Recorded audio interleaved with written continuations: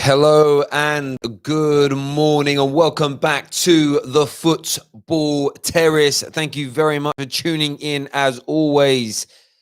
We're here to talk Jadon Sancho, his proposed move to Manchester United Football Club, and the acceleration of this deal is picking up pace at a rate of knots. Yesterday was such a breakthrough day for everybody involved, in this, the mainstream media almost coming together in Britain with a collective story, breakthroughs with personal terms, breakthroughs in relation to the deal looking to be done and complete and together with the agent. Supposedly official bids being submitted, values of around £90 million as the initial upfront fee. And we're not too sure whether that's going to be broken down in payments over a 2 or 3 year period. There is certainly going to be add-ons that accumulate to £108 million or 120 million euros. But this deal is picking up pace, as I say. And there's a few things I want to go through in terms of breaking this down with you this morning. But the main headline is Man United make breakthrough in their negotiations. There's a big article on Sky Sports, and an even bigger one, I think, that stands out massively from Ed Aarons and Fabrizio Romano that was published yesterday evening in The Guardian as well. And it just leaves me with, I'll be honest with you, the same thought that I've had for a long, long time now, that this deal is just going to happen. This deal is on. This deal is moving forward. Jadon Sancho is highly likely to be a Manchester United player. So if you're a United fan, just simply lap that up. In terms of the news story, this is essentially what it goes on to say, is that Man United have been handed encouragement in their attempts to sign Jadon Sancho in this transfer window as negotiations with Borussia Dortmund over a fee continue to move forward. As reported in The Guardian at the start of August, Sancho has agreed personal terms and is keen to move to Manchester United. It says potential agent fees and negotiations have now been passed, and the club can move on to concluding matters with Borussia Dortmund. And I think what's significant about that is that the article is predominantly put together from Ed Aarons, but Fabrizio has still contributed towards it. And I know a lot of people have kind of come out and said that Manchester United the agent fees and the salaries were agreed a long, long time ago. And I trust Fabrizio Romano. What stands out massively to me is I don't necessarily think it's their agent fees for signing the player. I don't necessarily think it's players' terms instead of wages and contracts. And this is where sometimes semantics are so important to review when it comes to transfers. I just think there's an element of Man United and Dortmund coming to an agreement over potential loyalty bonuses. And I'm going to go for an article that was put out, that was produced yesterday, that basically starts off with a headline of both Man United and Sancho benefit from this transfer dragging on. And we'll go through that in a few moments. What I need from you right now is to smash that like button for us. The Jadon Sancho transfer is moving forward at a rate of knots. It's highly likely that he's going to become a Manchester United player. The agent wants the move to go through.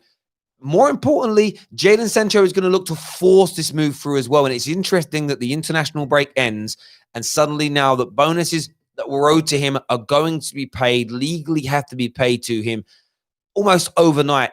You see Jadon Sancho and his agent say, right, we need to now make this move happen. I want to hear from you. The Skype lines are open. Very easy to find us. Just search Football Terrace on Skype. Give us a call. Really do want to hear from some of you this morning on this story. But Jadon Sancho to Man United is more than alive. It is more than well. It is live and kicking. Let's do some of your comments here. Jerry, one of our members, is morning all the way from Florida. Good morning in Florida, my friend. I hope it's lovely weather over there, and your health and safe and your not health and safety. You're safe and well is what I meant to say. Jonathan Reed, another member here, says, Terry, United have no excuse now as the English press even admit personal terms and agent fees are all on United now. If they walk away, everyone will know, including all the press, that they absolutely have been hammered. And I agree with you on this. If Man United fail to land Jadon Sancho from this point, from this moment, it's one of the biggest failures in transfer history in Britain, in the world. And the reason I say that is this: the agent and the player and Man United would not continue their conversations 4 weeks past the deadline. They wouldn't continue this if they didn't feel that there was an opportunity to get this deal done. And if Man United have misread the situation so dramatically that the supposed official bid that they're about to launch with Dortmund, and they have to launch an official bid at some point. At some point, they have to say, here is our official bid. I've actually reached out to a couple of agents that I know to try and get them to break down the difference between an unofficial and an official bid, because Fabrizio has said there's been unofficial bids. And what that says to me, my interpretation is, they've said to an intermediary, could a deal be struck for X, Y, and Z? And the intermediary might say, yes, I think so. But that's about Man United doing their due diligence and understanding what would make an official bid acceptable in Dortmund's eyes. If we spend a month continuing to coach and nurture and convince Sancho with the right club, and then we don't put the right bid in, it's cowboy stuff. It's cowboy-esque. And Man United cannot, in my opinion, afford to do that. If we do, you will see me rip. For what it's worth, I'll rip into them. But I have faith. I believe the deal is going to happen.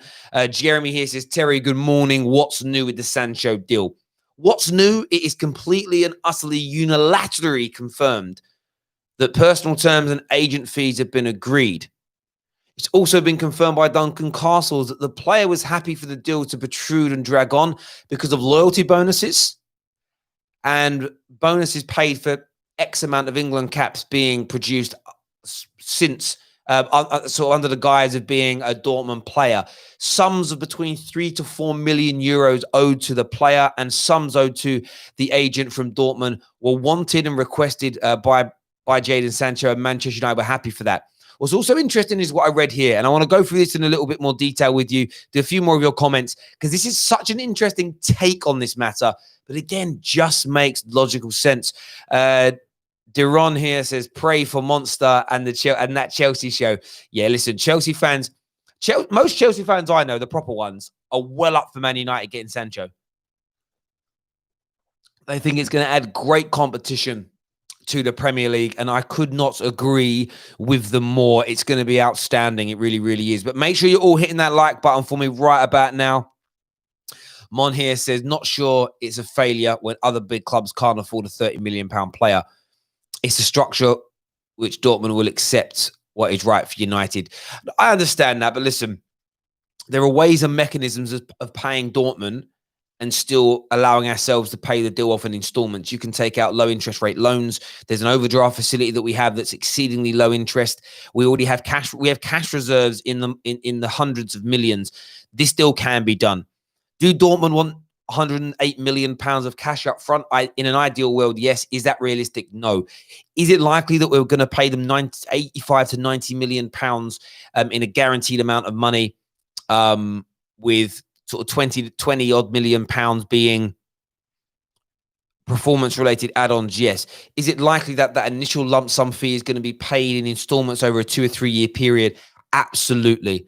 I think Dortmund are aware of that. I think Man United have been, my interpretation is Man United have been, it's been outlined to United unofficially that Dortmund may accept that. But until an official bid is made, Dortmund are not going to yield on their position.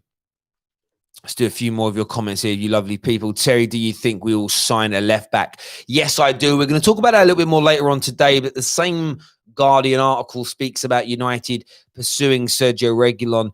Laurie Whitwell speaks about it this morning in The Athletic, and he said that United are looking at it. It may not necessarily be a major priority for Manchester United, but it's certainly a deal that the club are looking at and thinking about seriously. Terry, you know Sanchez is a Chelsea fan, don't you? I don't care. I couldn't care less who he supported as a kid. It really isn't a bother to me. It's the last thing I care about. But there we go. This is an article I read last night. It's quite lengthy, but it's worth going through in some detail here. So the first element says here, goes, it's the 9th of September. The international break is over. The Premier League season starts in 3 days. Though for Man United, it's not for another 10, and Jadon Sancho still hasn't signed. He says the last part has been a cause for frustration for Manchester United fans all summer. Why can't they get the deal done? Jadon Sancho is our number one target. He's keen on the move. The club keeps screaming from the mountaintops that they have tons of money. Just spend it. It was never going to be easy. This is always going to be a transfer that dragged on until the very end. I tried to warn you that multiple times. This is the journalist's words here. He said the reality of the situation was this deal was never going to happen before the conclusion of the international breaks. It just didn't make sense for any of the three parties involved. He says for Borussia Dortmund, they don't want to appear bullied. He says they know they are renowned and seen as a selling club. Everybody knows that, but it's just, he goes, but they just can't give the appearance that their players are ripe for the taking. They're going to say things like Sancho is part of our plans next season, hold their ground to the last minute, and probably make Sancho submit a transfer request just so they can turn around and say we only sold him because the player wanted to leave. And remember, we spoke about that regularly on this channel, that financially and from a PR point of view, Sancho, the deal protruding in Sancho issuing a transfer request, which they're now saying he's going to force the move, is always going to make Dortmund look better. He says the reality is Bayern Munich have been preparing for Sancho's departure since January. They promoted Gio Reyna to the first team back in January, and the teenage sensation Youssoufa Moukoko is being tipped to join the first team this season once he becomes eligible for the Bundesliga in November. Sancho only, this is the interesting element, which I didn't take into consideration until reading it, but logic always prevails. It says Sancho only started 4 of Borussia Dortmund's 9 matches post-lockdown. He says the place in the table of the opponents Sancho started against were 18th, 9th, 15th, and 16th. The places in the table of opponents Sancho didn't start against, 6th, 6th, 1st, 3rd, 7th. Certainly looks like a team preparing for life after Sancho. Which is why do Dortmund want Sancho to hand in a transfer request? Money, of course. The whole thing has been about money. He says, like everyone else, Sancho has several different bonuses in his contract, performance-related, loyalty bonuses, and signing-on bonuses. Some of these get paid on certain dates. Some don't get paid until the start of the season. Considering the season is now starting later due to COVID, it's unclear what the status of those bonuses are.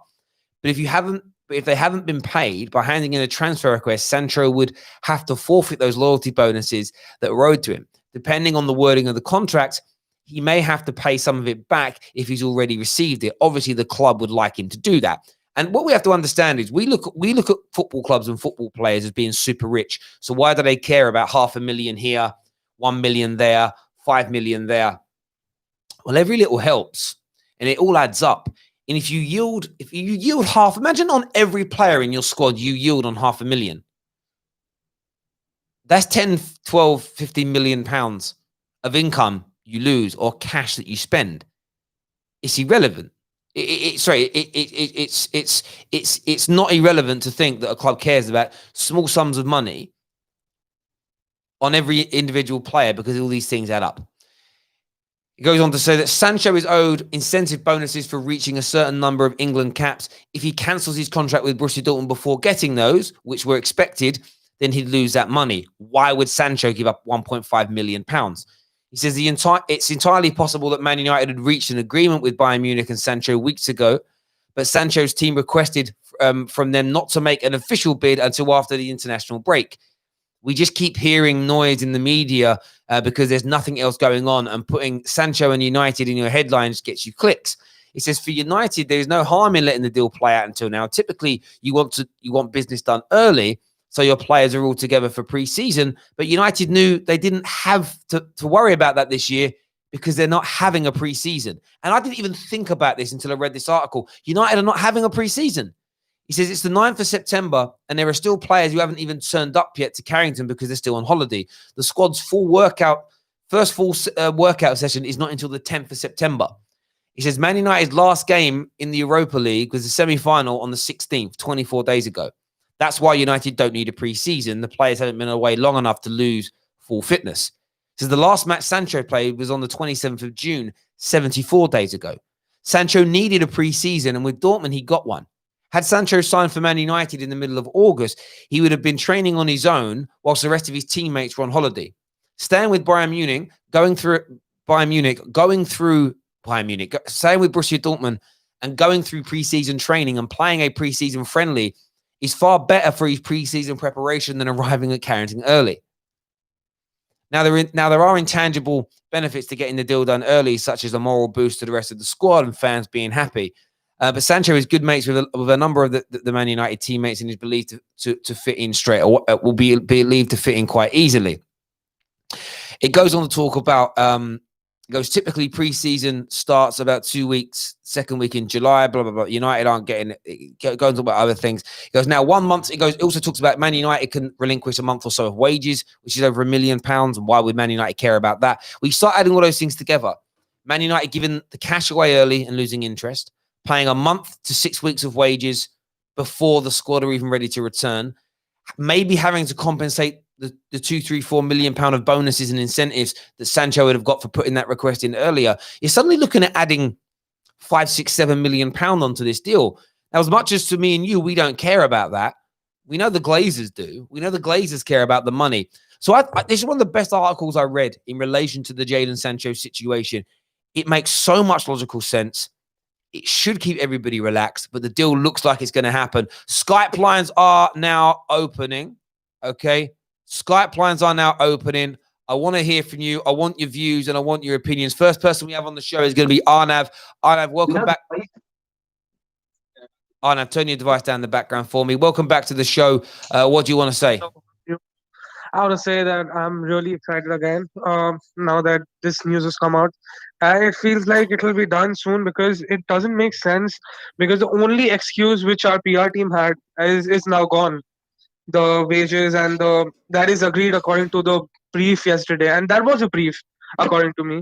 And I guess that excuse is gone. So I'm pretty sure an official bid is just on the cards now because they have nowhere to go. I agree with you completely. I think that's a very good take on the matter. Man United have nowhere to go now. Man United cannot breathe. They're trusted and reliable. I mean, Simon Stone tweets about it. That's a briefing. He would have had that confirmed. Man United's board have set themselves up for failure now if we don't submit a bid. We know the one thing I trust Jan and Fabrizio Romano and Christian Falk on completely is the fact that exactly that it was done before. And no, not that. What I'm about to say is what I trust them on completely is that Dortmund want a certain amount of money, and I think Man United know that. If we try and go back in and get him for a combined total of 90 million, and we don't pull it off, that's then embarrassing because it means you've wasted all summer. If we pay, like I've said all along, it will be spun. Not even the whole summer, we scouted it for a year. So but that's normal. That's normal to do. We probably scouted 2 or 3 players in that position. That isn't the point I'm making is quite simple. That Man United know what they have to pay to get him. If we don't bid it and we take that risk and miss out, it's been a waste of an entire summer. It has to be done, bro. I appreciate you coming on the show and having your say. Call up Skype now, search Football Terrace. Come on and have your say. We want to hear from you. Terry, which article is this? This article, I'll tweet it out so you guys can see it. Next on the show, we have Ali. Ali, welcome to the Football Terrace. Who do you support? Manchester United. Lovely, bro. What do you want to say about this deal? How confident are you that Sancho will become a Manchester United player? Well, just to say, as you were saying earlier, right now, Manchester United, they can't not go for this deal with everything they got for 2 reasons. Number one, for their fan base. I think right now, the fan base is expecting this deal more than ever. And second, for their reputation for future deals also. If they want to get, say, players for the January transfer window or whatever, players are not going to be confident going into the deal when they see how they dealt with the whole Sancho situation. Agents aren't going to be looking forward to it unless they demand like really high wages for their players. So I really think now they are going for it with everything they got. I actually think you make a really good point there, Ali, that I think one of the things that damaged Arsenal hugely towards the end of Wenger's era was their handling of the Thomas Lamar deal, where they told the player very early on in the summer, it was in and around the May time, we are coming for you, we are prepared to pay for you. And they didn't get it done. And then they actually put a bid in very late that dramatically exceeded the original asking price of Monaco. And the player just felt rushed. He didn't feel valued, and he said no to them. Now, Lamar hasn't gone on to push his career forward. Who knows if he'd have got that move to Arsenal at that time, what he would be doing. I mean, it's if that deal had happened. He was a big talent at that time. Oh, he was. I mean, that deal would have also stopped Man United from signing Jadon Sancho, signing Alexis Sanchez. So, from my point of view, it would have been a nice thing to with hindsight to have happened.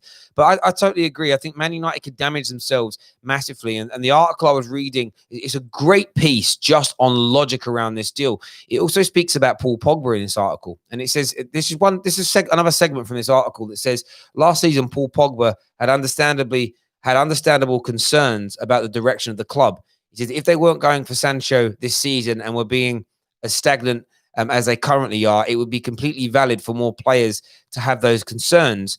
Yet none of them do, and I think there's so much truth in that. If Man United weren't looking to make statements in the transfer market, if Man United weren't actively pursuing this, I think there'd be more noise from some of our players. Man United are on the edge of being title contenders again, but we just need the additional quality. And I think the fact that there is not a single noise about any unhappiness, any kind of unease from any Man United player is, again, it's another little piece of proof that we're moving in the right direction. These deals are happening.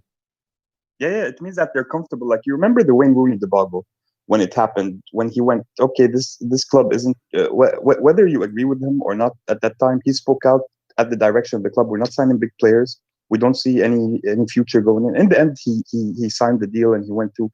But you heard that there is an unsettlement in the dressing room from the players. And now, like you said, you don't hear anything about that. You remember 2 summers ago when Pogba, everything was talking about Paul Pogba. He's not happy. Okay, he has ambitions, whatever. Yeah, he's a big player. Okay, but you heard it. There was concern there. Then Ollie came in, and that whole thing changed. And I do see us going in the right direction as a football club right now. To be honest with you, I'm more comfortable than I was like 2 years ago with the direction of the football club. But one thing about the price, can I just mention for the price? Like, I don't mind if Man United try as much as they can to haggle off on the deal. They will get it done. But if they're able to save, say, 20 million or 30 million and go for Thiago or go for Reguilon or whatever with that money, I would be very, very happy as a fan, you know. Yeah, and I think that element always needs to be understood by fans as well, is that from Man United's point of view, and thank you very much, Ali, for coming on. I appreciate your call. From Man United fans' point of view, they have to understand the club is always going to try and save money. Because I know we as fans, that's not my money, I don't care. But remember, if you overspend 5 million on every single signing, there comes a point where you can't renew a contract. There comes a point where you can't sign somebody because there's only a set amount of cash that a club like Manchester United, even Man United, there's a set amount of money. But I agree completely. We're moving in the right direction. We're signing the right kind of players. There's no doubt about that whatsoever. Next up, we have Andre on the line. Andre, welcome back to the Football Terrace. What do you want to say, my friend? Dude, I am excited. I'm excited. Bring Sancho in, bring Koulibaly in. I'm excited because at this point, I want the Premier League to farm all the players from all top 5 leagues to have a massive battle. Then we'll really truly find out who's going to be the best team next year. That's what I'm looking forward to. Yeah, I get that. Look, from my point of view, primarily I care about Manchester United and I care what we do. But I do like to see the Premier League sign and attract and have the biggest and best players. I want my league that I follow to literally be the best. And I want it to be perceived as the best. And when you sign these players, it absolutely goes a long way to getting that done. It's a massive deal as well. It's, British transfer record. I'm not like a lot of these Chelsea fans that try to play down breaking their records. I want Man United to own the British transfer records. But what I want is for us to break them like we did in the 90s and the early mid noughties, and those players go on to be a huge success. You look at the Rooney deals, the Rio Ferdinand deals as examples. The Andy Cole deal, I think, was a record at the time. All these deals went on to yield massive success. Ollie's record in the transfer market so far has been impeccable. And we're going to talk about this more tonight, 9 p.m, when we're doing the rest of the Premier League preview. But I was looking at I was researching Man United's form in the Premier League last year. Our opening 11 games was a massive problem where we were just awful. That's where our season. That's why we struggled for the rest of the season to make top 4, because we started so poorly. Yeah. From game week 12 to the end of the season, only City slightly and Liverpool had a better points return than us. Our problems was goals. But after those 11 games, we only conceded 25 goals. The only team with a better defensive record than Man United from that point onward was Liverpool, and they conceded 24. Yeah. So we improved dramatically. If we have Sancho from the beginning, Pogba from the beginning, Bruno from the beginning, Van der Beek from the beginning, Reguilon from the beginning, with a team that's a year older with Ollie, if we start those opening 10, 11 games, and we are twice as good as we were, which I believe we will be, we are going to have a brilliant season. Now, do I think we'll be as good as Liverpool were last year in terms of points total? No. Do I think if Liverpool were as good as they were last year again, or City go back to as good as they were 2-3 years ago, will we win the league? No. I think we'll reach between 80 and 85 points as a team going into this season. If there's regression from those sides, that's when we could be in a title race. And I don't care whether it's them becoming worse at the same time as us getting better. We're not expected probably to win the league going into this season, but I think we can have a big push. And the Jadon Sanchos of this world deserve it. Somebody said to me yesterday, what's Jadon Sancho done to deserve all this hype? And then he's done many goals. He's assisted a lot.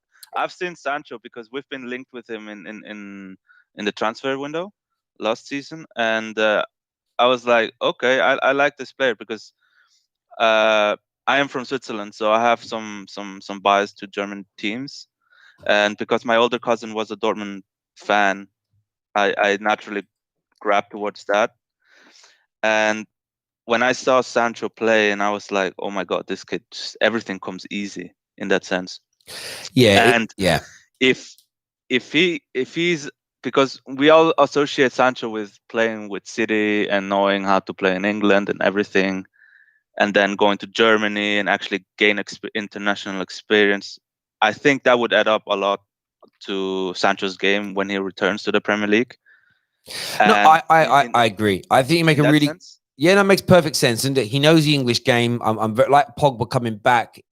Exactly. Played through the academy. I'm no concerns about that. In terms of Sancho deserving the hype, last year the highest goals to game contribution ratio in Europe's elite leagues, above everybody, at 1.3 per game at league level, and also he's the first player in European history, and I'm talking top leagues, so Bundesliga, Serie A, the Liga, Premier League. He's the first person ever making his debut from his debut in the elite level. And what I mean by that is not his debut like he's already played 200 games at a lesser league. I'm talking about from his professional debut until now as practically 100% goal contributions to game record. Not a single other player in the Bundesliga, the Liga, Serie A, or the Premier League has ever done it. So anyone that says he doesn't deserve the hype is completely undermining the success that he has had as a young man. And I think him coming back to Man United, he is a player, a lot like Bruno Fernandes, who in a Manchester United shirt will contribute between 30 and 40 goal contributions. That's, for anyone who's trying to break this down, that's assists and goals. He will contribute between 30 and 40 a season. You had Bruno's in of 30 to 40 a season, and then you have Martial and Rashford's in between 20 and 30 each. That, between those four people, can shoot you to a Premier League title. So the question here saying, are Man United ready for the start of the season? They will be, because they left backs coming in, and Sancho is coming in. Van der Beek's already through the door, and we already have a brilliant squad. We now have some more strength in depth. And one thing that gets discounted a lot about Man United is the fact that Our young This- players are going to this be a year older. Terry, Mason. it's the manager. It's the manager. How he's perceived by other fans. It's the manager. Well, it's very People don't true. give him Yeah. respect. That's what they say. Oh, okay. So United is young. The manager already relegated a team in the championship, and then he's got the United job because he's a legend. And yeah, that's the perception of. Well, you wait. Will you wait until? Will you I wait don't until perceive tonight's it show? that way. Because that's going to come up a lot on Yeah. tonight's show. Oh, United's expectations are high. Well, then you need to You know- admit that. Then you need to admit that Ollie is a good enough manager. You can't No, say that. You, for me, managers that are managing in the top 6 are great managers. Doesn't matter how much they spend. It doesn't matter how bad they were at the beginning. If you are able to turn around the season and manage to rank high in the league, that for me means that you're a good manager. Oli managed to do that. Arteta to some extent managed to do that. Lampard had patches everywhere. For me, Lampard had patches at the beginning were bad. Christmas were bad, and then at the end of the season were bad. Like the managers have patches where they're gonna be bad, and there will be always good patches. And for me, Ole is a good manager, is a very good manager, and in that sense, I think people who discredit Man United just because they're young and they have not a good manager in their views, I think is flat out wrong. no, And look, bro, you literally, bro, you're preaching to the converted here. I could not agree with your breakdown more. Andre, thank you very much for coming on the show and having your say. I'm just sharing in the comment section now the link if you want to call up via Skype. I know a few people are asking here, but as I said before, and I'll say it again, you can't call Ollie trash and the squad overrated and then apply huge expectations at the same time. Those two things don't correlate. They don't add up. If we're not good enough, then the expectations have to reflect that. If we're good enough, the expectations have to be high. There's a comment here from Just Looking who wants to know where Chelsea confirmed that Sancho is a record signing. It's on your app. Is it called the Fifth Stand? It's literally on Chelsea's app. I shared a picture on my Twitter account. Clearly, you must follow me on Twitter at Terry Fleurs. Go check it out. It's on there. TD Shift on the show with us now. Arsenal fan. Sancho to Man United is almost over the line. What you thinking and feeling, brother? I think, as I said, can you hear me? Go for it. I personally think that, obviously, as I said ages ago, I think I spoke with you ages ago. I said if this ends up happening, he will be one of your best players at Manchester United, along with obviously Pogba and Bruno. As you said, if those three can get firing to the front three, like to your Martials and to your Rashfords or to your Mason Greenwood or whoever's in the front three, then you will score goals and you will be title challengers. I think if you get a left back and maybe another centre back, I think you would be certainly in the question in terms of competing with the big boys. And and as I think from an Arsenal point of view, I think I'd be a little bit worried considering that Jadon Sancho brings undoubted quality to your team. And I think if you're a rival fan, whether you're a Liverpool fan or Chelsea, Manchester United, or whatever fan, you can't doubt that Sancho has undoubtable quality in terms of what he does. I agree with you completely, and I think that it's a deal that enhances my expectations. It's a deal that the reason it enhances my expectations is because of the quality of the player and what it does to a team. You're talking about, I know he's not a teenager anymore, but he was the best teenager in the world over the last 2 years. There's no doubt about that. The only young player that's, I would say, slightly in front of him is Kylian Mbappe. But in terms of over the next 4 or 5 years, Jadon Sancho has every piece of ability and ceiling to become the very best player in the world. And what he has achieved in an elite. And the interesting thing is, Sancho has delivered what he's done in one of the elite leagues. No disrespect to the French league, but it isn't considered one of Europe's top 4. I don't even know if it's considered one of Europe's top 5, although the French teams did well in the Champions League this year. It just isn't. And who they, a lot of the goals and a lot of the, it's just not at the same level as the Bundesliga. It's not held in as high regard. So for me, I'm not even having a go at Mbappe. Mbappe could kill it in any league in the world, in my opinion. But Jadon Sancho has produced and performed at one of the best leagues. He's done it in the Champions League, started to do it in an England team as well. And I just think that number 7 shirt, the right-hand side of the pitch for Manchester United, it's a match made in heaven. He knows Manchester. He knows Manchester well because he grew up there. There's just so much about this deal that fits. And the one element that's so important is from December 2019, he informed Manchester United that he was willing and wanting to come to the football club. This is a player that wants to be at Man United. This is a player that told us he's willing to join ever before the financial crisis hit football and certain teams had to pull out. This wasn't a case of, nobody else wants me, I'll just go to Man United. People have to not allow that narrative to be created, because in December, it was being spoken about and being confirmed by multiple credible journalists that Sancho had looked at Man United now as a viable option. Yeah, obviously, and 100%. And I think, if you're a Real fan, you're not worried. I think you're lying to yourself. I think that there's, as I said, there's no doubt that he has 100% got quality and for good reason. And he's got 17 goals and 17 assists while he's been in the Bundesliga. I think that's what the figures are. You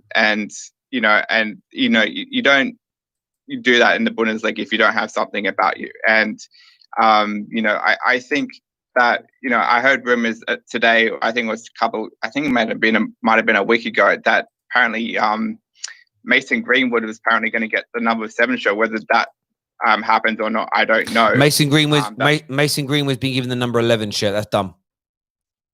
Oh, is it? Because I heard rumors that apparently he said he was apparently going to get he's been announced officially, but he's the new number 11. Oh, okay, righto. But anyway, so yeah, obviously, there's a lot of but with a lot of great players at Man United that's been having number 7. Like obviously you got Cristiano Ronaldo. You've got I think is it a lot of great Manchester United players that have one number 7 shirt. And if he even produces half of that quality, then obviously he's going to have a great career. And as you said, if your Y Scout says he's a great player, then you should go and get him.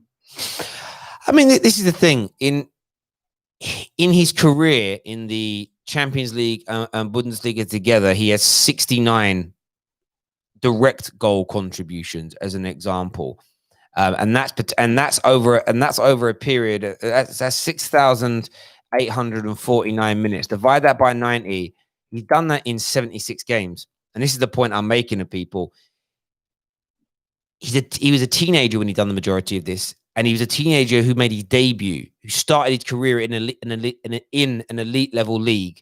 And the point I'm making is he scored or created 69 goals in 76 games in the Bundesliga and Champions League collectively. That's almost 100% ratio. If you take away Champions League football and just look at his league form, that's 63 goal contributions in, and I just want to work this out so everyone can understand why there's this hype. That's 5,700 minutes in those competitions. That works out 63 games. So the guy literally has 63 goal contributions in 63 Bundesliga games in terms of minutes played. That's a 100% ratio. And like I've said before, not a single football player in the history of the elite level leagues in football has made their debut as a teenager in one of those leagues with no prior experience and as 100% goals to game contribution ratio. Not Messi, not Cristiano Ronaldo, not Ryan Giggs, not Steven Gerrard, not Thierry Henry, not Alan Shearer. Just keep throwing names out over the last 30 years. Not Kylian Mbappe. None of them. Not one of those players has done what Sancho has done. For anyone to think he doesn't deserve the hype, they are off their rocker. Absolutely off. And if you then throw in, which I didn't do, and I think it's worth looking at, the second assists, the guy's got another 20 second assists where his pass has created the opening for the goal to be created. Now, there are Arsenal fans that love that stat when it comes to Ozil in an attacking point of view. So if you add that in, right, that's 83 goal contributions in 63 games. And people want to know why he's worth so much money. It's a madness. I don't think there's very few other players. You're probably looking at Lewandowski, Messi, Ronaldo, maybe Mbappe in that time period who even come close to 120% record of goals. It's a madness. We've added Kai to the show here. Kai, what you saying, bro? Yeah, Terry, I'm happy for you. You know what I mean? Good morning, first of all. Morning. Yes, brother. Good morning, my friend. Yeah, you know how I rate Sanchez really highly. I think Sancho is a really good player, you know what I mean? And finally, but my question is, how are you gonna clickbait people now, according to the business, you know what I mean? There, mate, listen, where there's a will, there's a way. I love it. I love it. It's cool. That's a great question, bro. Well, maybe Terry can add a few extra question marks. Maybe he'll string it on for another week or so. Maybe. Well, the great thing is, I will put this out there again now.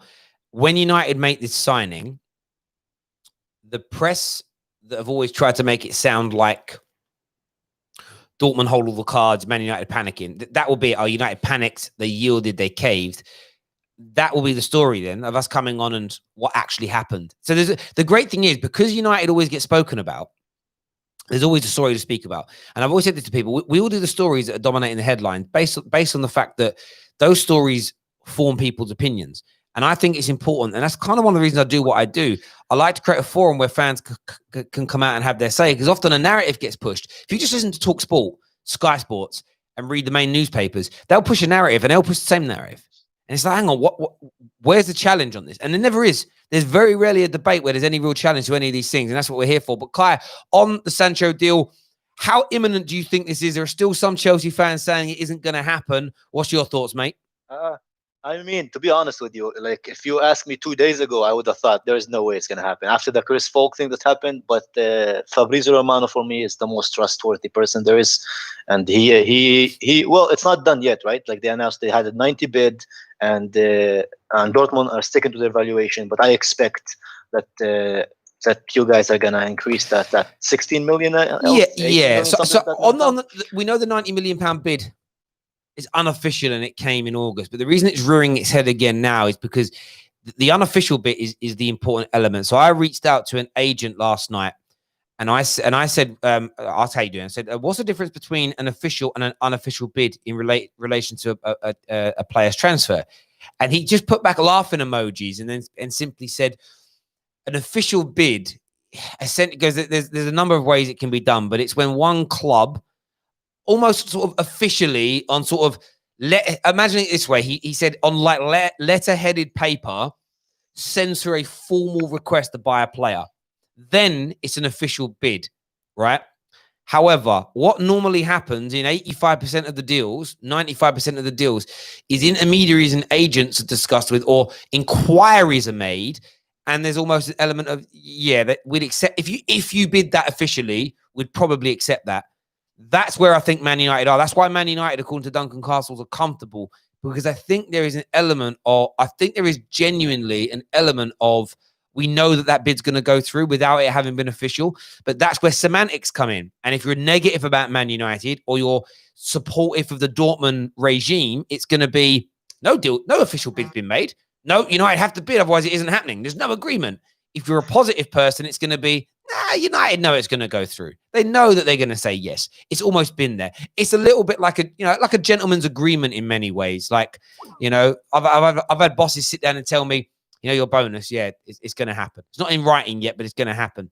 And 99 times out of 100, it still happens. So that's where it's at. I wouldn't, again, I'm not going to get stuck in the weeds on it, because for me, I've said all along, the one thing none of the credibles have said once is the deal's off. If United bid the money, it'll be there, and United are gonna bid the money. That's it. It's as simple as that. Kai, what do you think it does? Kai, what do you think it does for Man United's chances in the league? Oh man, I think it adds something to the attack. I think at times last season you needed that natural winger. You know what I mean? That who can dribble through players. As much as I like Martial is more of a direct guy. And the thing with Sancho is the way that he can do one-on-ones with other players, the way he can get other players into play. the way he can find spaces. I think that's why you needed the natural winger. The only worry for me right now with United is what's going to happen to the other players. You know what I mean? What's going to happen to Rashford? What's going to happen to Greenwood? What's going to happen to Martial? You know, because obviously a player like that is not going to come here to compete, right? Like he's going to go straight to the bench. You know, it's like the same thing with Chelsea fans are telling you, yeah, Havertz is going to compete with Mount. No, he's not. For that amount of money, he's going straight in. Oh, he is going And straight in. and you think about Daniel James as well. Like Daniel James, I don't know what's happened to him. He seems to have gone off the radar as well. I'm not thinking about any of these people. My view on them is simple. Step up, man up, fight for your place. If you're good enough, you'll get back in the team. If you're not, you're not. And there's no beating around it. He comes in the team instantly. I think it's Mason Greenwood in the initial instance who misses out. But that's temporary because Mason Greenwood actually has as high a ceiling as Jadon Sancho. I truly believe that. He'll be more. It's interesting. A lot of people think Rashford is the one that will miss out. Depends. Because Greenwood. So do I, to be honest. Well, because Greenwood's a central player, so it depends. I mean, the way Rashford could miss out. The great thing is Rashford could miss out directly, and Greenwood could go on the wing. But also Greenwood could go centrally, but then Martial could be moved out to the wing, and Rashford still misses out. But like I've said, I love Marcus Rashford. I want him to play and I want him to develop. But I love Man United more. And if Rashford is the casualty, if he becomes the substitute, if he becomes the modern day Ollie, so be it. So be it. I agree with you. I think it's at the end of the day, the most important thing is the club. It's the direction of the club. The players are merely tools. You know what I mean? The players are just there to you know what I mean. It's their instruments for you to achieve your goals. No, I agree with that, mate. If you have a better instrument, to use that instrument. It's the same thing. I wish Chelsea fans would think like you. You know, they're thinking, oh yeah, those are the instruments we built at home, so they're the instruments that we should be using. That's stupid. I'm sorry, that's stupid. Bro, if listen, you have a really good computer, I run sales teams. I run commercial teams and sales teams, and I have people in the team that I like that person, great worker. Somebody else comes in and they're better than them, I don't care. I'm like, great. Oh, you feel pushed? Your nose is pushed out of joint because someone's better than you. Then you go out and be better than them. That's all I care about. That's how my mindset is. Franklin here says, why wait so long? He says they make the bid in August. Why wait 4 weeks to make another? Look how quick Donny van der Beek deal took. Well, listen, Franklin, it's important. Franklin, it's very important to read up as to why. Now, it's all theory because no one knows the exact truth. But most people are alluding around the point that they made the unofficial bid. They knew they could get it done. Sancho and his team told Man United to wait because Sancho wanted these loyalty bonuses, which total between £3 to £5 million. There's other elements as well. There was going to be no pre-season for him at Manchester United because we're not having a pre-season. We're having 1 week of training before our season begins because we were in the European competition. Sancho would have gone nearly 3 months without kicking a ball if he'd have signed with us, so he wouldn't be fit and ready to start. Secondly, why pay wages for 5 to 6 weeks when there's no training and nothing's going on at Manchester United? There is no point in doing that. As an example, why give £90 million away and lose the high levels of interest rates on it 4, 5, 6 weeks before you need to? You add all these things together, United have probably saved themselves £5 million. Now that could be the difference between that could be the money being used to give Paul Pogba his contract renewal. Now I know people don't care about the money. Oh, I don't want to. It's not my money. I don't care how much of it we spend.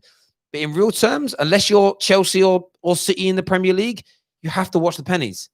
So for me, it makes business and logical sense to do what we've done. When you break it down and you go, actually, don't act like United are broke. United are rich. Oh, we're not. We're not broke. We're not broke. We're not broke. However, you like you're Liverpool. No. We're not broke. But you need to be frugal with these things. And it's for me. I've said it for many. Just imagine if every deal you hemorrhaged an additional £5-6 million you didn't need to. There comes a point when you're Man United where that 5 becomes 10, becomes 15, becomes 20, and you can't. That money's gone. Once people say like, "Oh, I lost money. I can re-earn it. It's fine." You never re-earn what you lose. What you lose is what you lose. It never comes back because if you didn't lose it, it'd still be there. If you've got £1 million in the bank and you lose it, and then you go and earn another £1 million, you haven't replaced that million. You still lost that million. It's a fallacy that you can ever get it back. So it's important to look after that. You've got to be thrifty in business. It's as simple as that for me. Can I just say this? Yeah, like Kai, like I love your opinions as always. Yeah, but if everyone was like you, I would have a much more conversation with Chelsea fans than I do with some of the others. If they had some of your brains and like thought about it more strategically. And Terry, a question for you as well. If I tell you what, your show is getting more and more harder to get onto. It feels like talk sport. Like honestly, like you're that pack and jam packed to get on here and like have your opinions and everything else. It's getting more and more like talk sport, which is good. Like I love it. Oh, I appreciate that, my friend. Thank you. Yeah, we're doing what we do. You know, we've got some big plans going into the new season, and yeah, I just appreciate the compliment. Thank you very, very much for saying that. But boys, I appreciate you both coming on, having your say. We are coming to an end now on this show. 2,000 people tuning in. Please do me a big honor right now. Hit the like button. Let's push this past 1,000 likes, please, right now while we're on the air. Jadon Sancho is going to be a Manchester United player. That isn't because I know anything, really. That's because I've been told lots of different things, and I'll reveal a lot of it later on down the line. You know, I was messaged 2 weeks ago to say that everything's been pretty much agreed. They're just waiting till after the international break. I've been told lots of different theories behind the scenes, but my personal opinion has always been that United were going to get this deal done. It looks very close. We can touch it, see it, smell it. We can believe in it. Jadon Sancho is going to be a Manchester United player. I cannot wait. Just looking says, hey, Terry, there is no pick on the fifth stand saying that Havertz is a record deal. Bro, it's on my Twitter account. Just go under my media, you'll see it. 110% Chelsea posted that on their website, on the fifth stand. I can't understand why we're still going through this, bro. I respect you as a member of the channel, but 1,000%, 1,000%, it's there. It was there. Go at Monster. Monster is the Chelsea fan. He's the guy that gave me the picture. 110%. 110% there, and it was done. Let's get this stream past 1,000 likes, ladies and gentlemen. I'm still waiting. Just gone past the 600 mark. Hit that like button right now, please. A super chat here says, Terry, great channel for neutrals. I don't have the luxury of being able to follow Sancho's every game. What does he bring to the team as an improvement? Look, aside from his great skill, his great technique, his reading of the game, his energy and his speed, his goals. His second assist rate, his assist rate, his chance creation rate, his goal scoring rate is absolutely phenomenal. Off the chart. That's what he brings to Manchester United in an absolute abundance. He is going to rejuvenate further the way Manchester United attack. He gives us new elements. He helps to give us strength in depth. The potency he has. If he comes into Man United and replicates, if he has a 20% dip in terms of numbers coming into Manchester United, you're still talking about a player who's going to contribute 30 goals a season in one way, shape, or form. That in itself is phenomenal. I'm so excited to see it happen. I truly, truly am. He's going to be a phenom. He's already a phenom, and I cannot wait to see him wear the famous number 7 shirt on that right-hand side of Manchester United's attack. Hashtag pray for our rivals. The Avengers are coming. And I'm so excited. I'm so excited. There we go. I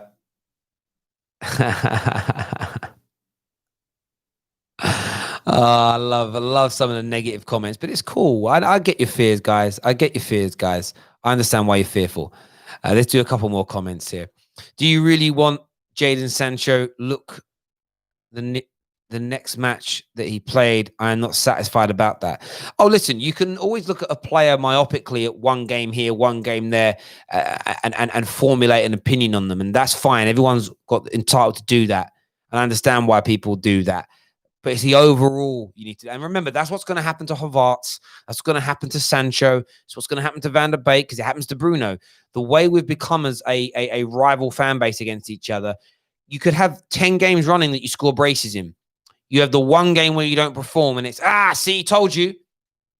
You as a fan, if whoever your favorite players are on your team are, you have to be the one that's strong in that situation, because people are going to pull on your weaknesses and pull on those threads day in, day out, week in, week out. It's simply going to happen.